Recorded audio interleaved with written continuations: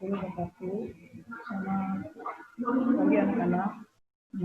Sebelum memulai pelajaran, kita berdoa dulu yang menurut keyakinan masing-masing. Jadi berdoa mulai.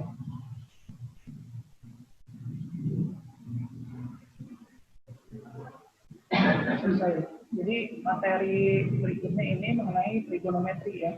Jadi di materi ini kita belajar mengenai rumus ya.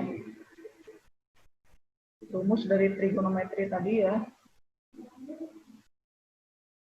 Nah, jadi rumus dari trigonometri ini, nah pertama sebelumnya kita harus tahu dulu nih ya, harus tahu dulu mengenai standar potensinya ya. Jadi standar potensinya ini adalah menggunakan manipulasi aljabar untuk merancang rumus trigonometri dan menyusun buktinya ya. Kemudian kompetensi dasar dari materi itu sendiri ya. Yang pertama penggunaan rumus trigonometri ya. Dari mulai jumlah dua sudut, kemudian selisih dua sudut dan sudut ganda. Kemudian merancang rumus trigonometri jumlah dan selisih dua sudut ganda tadi ya. Kemudian indikatornya ya, indikator dari potensi dasar tadi yang pertama menggunakan rumus sinus, jumlah dan selisih dua sudut. Kemudian menggunakan rumus kosinus, jumlah dan selisih dua sudut. Kemudian yang ketiga menggunakan rumus tangen, jumlah dan selisih dua sudut ya.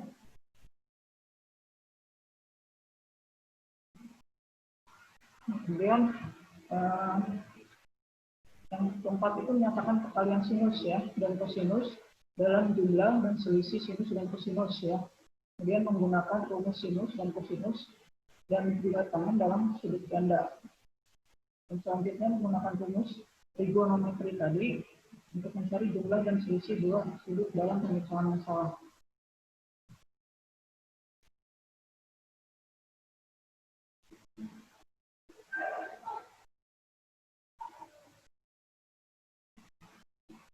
Nah, ini kita bisa lihat ya, di sini gambar dari segitiga yang kita cari sudutnya ya, sudut ganda ini maksudnya di sini ada sudut alfa ya, kemudian sudut beta ya. Nah, kita cari itu melalui rumus trigonometri tadi ya. Nah, kemudian, dari rumus yang tadi ya, rumus dari turunan sin ya. Nah, ini kita lihat ya, rumus sin tadi itu misalnya sudut sin alfa ditambah beta ya. Nah, ini kita peroleh rumusnya itu jadi sama dengan sin alfa kali cos beta ditambah cos alfa kali sin beta. Kemudian kalau rumus dari pengurangan atau selisih dari sin tadi ya, alfa dan beta tadi itu hasilnya adalah sin alfa kali cos beta dikurangi cos alfa kali sin beta ya. Nah, jadi ini kalau misalnya enggak menggunakan tabel matematika atau kalkulator ya. Nah, cara mencari dari nilai sin 75 ya. Sin 75 ya. Nah, ini sin 75 tadi ya. Ini nilainya adalah sama dengan sin 45 ditambah 30. Nah, kita masukkan tadi rumus ya. Rumus yang tadi. Jadi rumusnya berarti sin 45 kali cos 30 ditambah cos 45 dikali sin 30. Nah, kita cari di dalam tabel nilai sin 45 berapa? Nilainya itu adalah setengah akar 2. Kemudian cos 30 berapa? Setengah akar 3. Nah, kita kaliin ya. Kita kaliin sin setengah akar 2 kali setengah akar 3 ya. Kemudian ditambah tadi cos 45 kali sin 30 ya. Nah, jadi nilai dari cos 45 berapa? Setengah akar 2 kali sin 30 kali setengah. Nah, kemudian kita cari ya. Kita cari tadi setengah kali setengah sama dengan 4 ya, 1/4. akar 2 kali akar 3 sama dengan akar 6. Nah, kemudian jumlahkan dengan yang di belakang tadi ya. Setengah kali setengah sama dengan 4 ya. 4 ya. Kemudian akar 2-nya tetap ya. Nah, selanjutnya seperempat dikeluarkan karena hasilnya, karena angkanya sama ya. Kemudian akar 6 ditambah per 2 ya.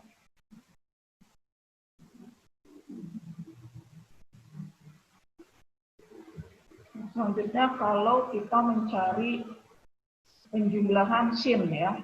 Nah, penjumlahan sin sama juga ya. Kemudian sama seperti tadi ya prinsipnya ya. Nah, sekarang kita cari nilai dari cos ya. Nah, jadi yang gampang itu untuk mencari rumus cos itu ya, untuk menghafalkan rumus cos itu, kata dari cos itu ya. Jadi kita kita jadikan ini ya supaya gampang ingat ya. Jadi C-nya itu cinta misalnya, terus O-nya orang, terus S-nya sejenis ya. Jadi kan cinta orang sejenis. Nah, berarti kan kalau kita uraikan lagi, cos-nya itu rumusnya ya, misalnya kalau kita ambil soal nih ya. Di sini ada soal cos 15 ya. Cos 15 kan bisa diuraikan jadi cos 60 dikurangi 45 kan. Nah, itu kan di rumus tadi ya. Nah, kenapa saya ambil tadi ya? Cos tadi cinta orang sejenis ya. Jadi cos-nya itu tetap ya. Jadi yang pertama cos, jadi hasilnya itu sama dengan cos ditambah, nah ditambah dari, karena tadi pengurangan, ya, lawan dari pengurangan apa? Jumlah ditambah dari sin, itu cara ngapalinnya ya.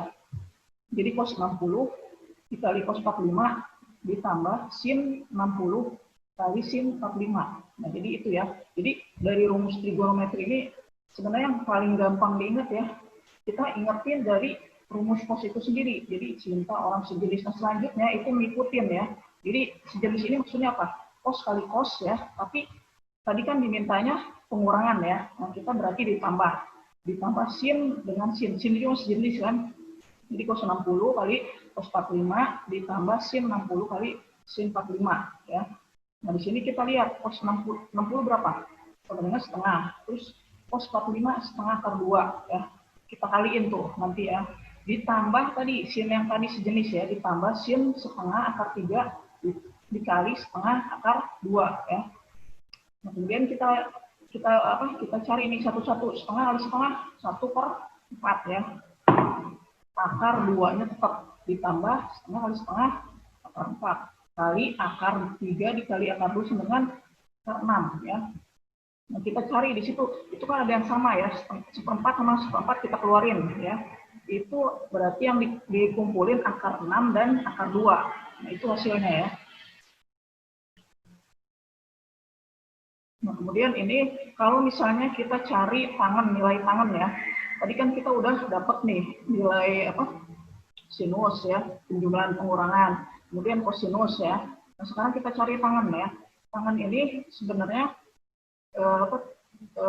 hampir sama ya, cuman kalau misalnya ini tinggal dibalikin ya. Nah, contohnya gini, kalau misalnya dicari penjumlahan tangen ya, berarti tangen alfa nih, tangen alfa ditambah beta ya. Berarti rumusnya sama dengan tangen alfa ditambah tangen beta dibagi 1 dikurangi tangen alfa kali tangen beta ya.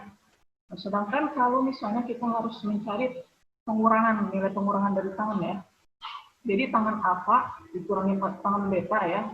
Nah, itu jadi sama ya, atasnya itu sama. Jadi tangen alfa dikurangi tangen beta dibagi 1 dikurangi tangen alfa kali tangen beta ya. Itu ya. Nah, kemudian kalau misalnya kita suruh mencari nilai dari tangen 15 ya. Di sini tangen 15 ya. Nah, berarti kita tinggal masukin ya. Tinggal masukin tadi tangen 15 itu apa? Tangen 15 kan kalau kita uraikan menjadi tangen 60 dikurangi 45 ya.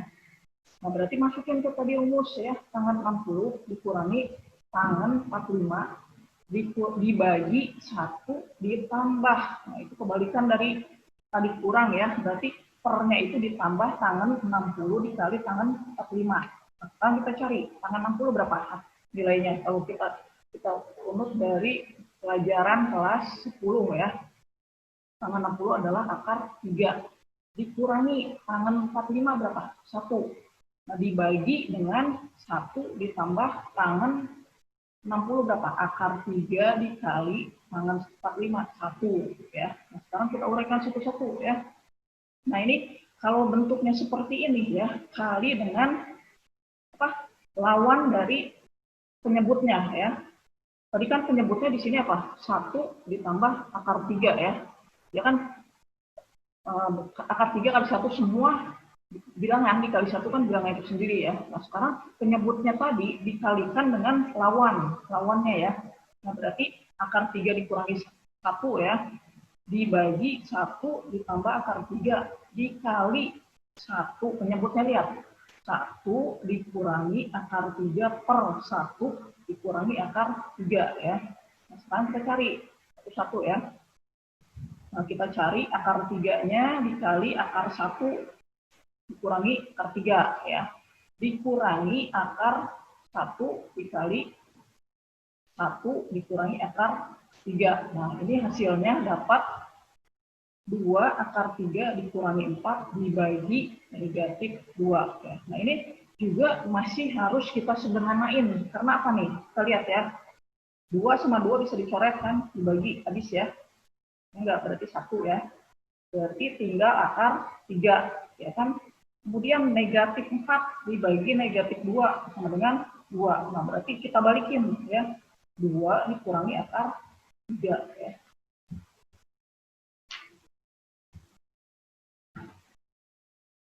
Nah, kemudian ini dari rumus tadi sekarang kita cari ya jumlah dan selisih dua sudut ya.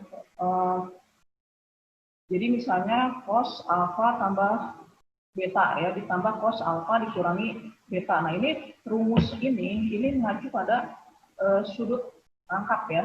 Jadi ini hasilnya adalah 2 cos alfa kali cos beta ya. Nah, jadi nah dengan rumus ini kita turunin lagi ini ya. Kita turunkan lagi ya.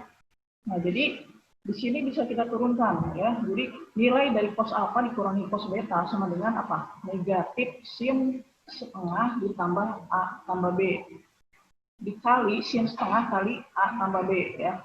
Kemudian kita cari lagi kalau nilai sin ditambah sin A tambah sin B berapa? Nah, ini hasilnya sama dengan 2 sin setengah kali A tambah B dikali cos setengah kali A dikurangi B. Nah, sekarang kalau kita mencari sin A dikurangi sin B ya. Nah, hasilnya adalah 2 cos setengah A tambah B dikali sin setengah A tambah dikurangi B ya. Nah, ini dari apa? Rumus tadi kita cari ya. Kita cari nilai cos 8 alfa dikurangi cos 5 alfa. Nah, sekarang kita lihat ya. Nah, sekarang kita lihat, kita uraikan ya. Kita tinggal masukkan ke rumus yang tadi ya. Cos 6 alfa dikurangi cos 2 alfa. Nah, masukin ke rumus yang tadi. Nah, berarti masukin ke rumus negatif 2 sin setengah dikali 6 alfa ditambah 2 alfa dikali sin setengah 6 alfa dikurangi 2 alfa ya.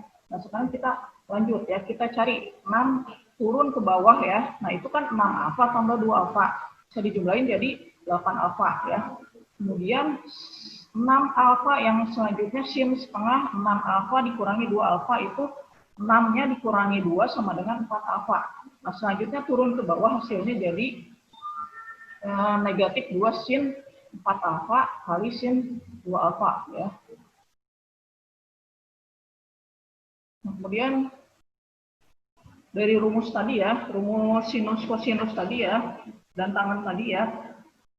Kemudian kita sekarang mencari sudut ganda ya. Nah, sudut ganda itu kan dari kata ada 2 ya. Berarti ini nilai ada 2. Berarti sin 2 alfa, cos 2 alfa ya.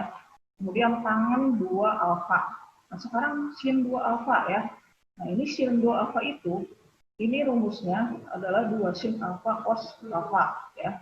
Kemudian kalau cos 2 alfa ya, itu adalah nilainya cos kuadrat alfa dikurangi sin kuadrat alfa.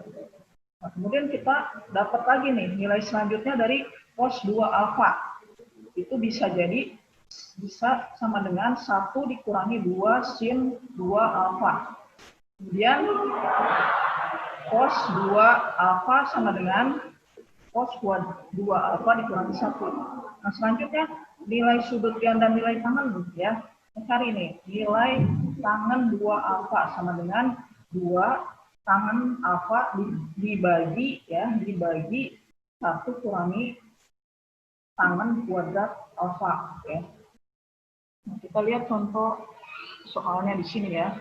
Di sini ada contoh soalnya ya. Nah, kita lihat contoh soalnya di sini. Misalnya di situ ada cos A, nilainya adalah 12/13 ya. Nah, kalau kita ingat ya, kalau nilai cos itu berarti kalau digambarkan di garis bilangan ya, berarti rumusnya kan X per R ya. Berarti X-nya di situ 12 ya, R-nya 13 ya. Kemudian dengan A sudut lancip. Nah, sekarang di sini soalnya apa? Kita disuruh menghitung nilai sin 2A. Kemudian cos 2A dan tangan 2A. Nah, sekarang kita masukin ya. Kita gambar nih nilai cos A itu yang X per R-nya itu berarti X-nya 12 ya. R-nya 13. Nah, berarti kita tinggal mencari Y-nya. Nilai Y-nya berarti apa? Ini kita cari dengan Pitagoras ya. Berarti 13 kuadrat dikurangi 12 kuadrat sama dengan 5 hasilnya ya. 13 kali 13, 169. Dikurangi 12 kali 12, 144 ya. Hasilnya sama dengan 25. Ditarik akar sama dengan 5 ya. Nah, berarti kita bisa mencari nih nilai sin A. Sin A apa? Sin A itu Y per R. Nah, tinggal masukin nilai tadi Y-nya berapa? 5. R-nya 13. Berarti 5/13. Kemudian nilai tangannya. Tangannya berarti Y per X. Y-nya berapa? 5 dibagi X-nya 13. X-nya 12 ya.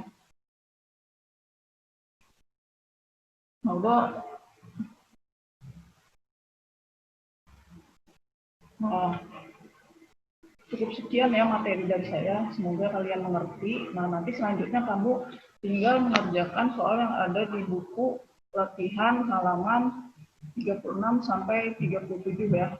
Di paket ya. Nanti kumpulkan di classroom. Terima kasih ya. Assalamualaikum warahmatullahi wabarakatuh.